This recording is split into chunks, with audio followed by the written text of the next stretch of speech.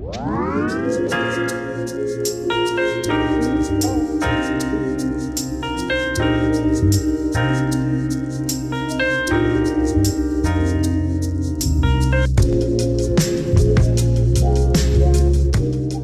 everyone and welcome back to my channel. My name is Kate and today I thought I would review and share some tips on the 2019 Artist of Life book after using the 2018 version. Also, to celebrate the 3-year anniversary since starting my Savvy Katie channel, I've got a giveaway going and I'll talk more about that later on in this video. The Artist of Life Workbook was created by Aileen from Lavendaire, and this year's workbook came beautifully and practically packaged, considering my workbook travelled from the States to Australia without a scratch. The only issue I had was the time it took to get here, being just under a month from when it was sent. Last year was the first year I used the Artist of Life book, and I found it a great tool to learn more about myself and what was important to me. 2018 had its ups and downs, but all in all it was a pretty steady year, and I crossed off 32 things off my bucket list within the workbook. Some of these items were big ticket items like travelling overseas, and some of them were smaller like walking on the beach. 2018 also brought some wonderful opportunities, but this meant I had to drop the ball on some of my other goals, such as YouTube. One big thing I realised going through last year's workbook was that I wrote a lot of goals and bucket list items for the sake of it or to meet the expectations of others, and some of them didn't really line up with my values. Armed with the lessons of 2018, over the past 2 weeks I sat down and completed all the pre-work for this year's workbook. When ordering the Artist of Life workbook, I got both the digital and the printed version. I found this useful as I could type up my ideas on the digital copy, then transfer them to my actual book once I was happy with it.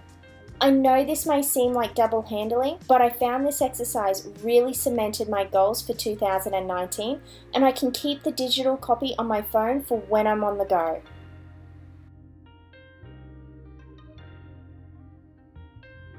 When I sat down to start completing all the pre-work sections of the 2019 Artist of Life workbook, the first thing I noticed was there was a lot more pre-work to complete compared to last year. I also wrote a lot more down in the 2018 reflection section, which I wish had bigger boxes so I could fit more in. When setting a theme for 2019, I decided to go with KISS. Keep it simple, sweetie. I also want to continue to embed courage and kindness, which was my theme from last year. My least favourite pre-work activity to do in this workbook is the current and future me section, as I seriously cannot draw. I did attempt to do some drawing, but it didn't go so well, which is why I ended up picking out some printouts as representations to put in instead. I've also included a bit of the current and future me concept into my fitness section of my vision board as well. This year also had an about me section, which is where I could list out all my values and have these at the forefront when writing out my 2019 goals.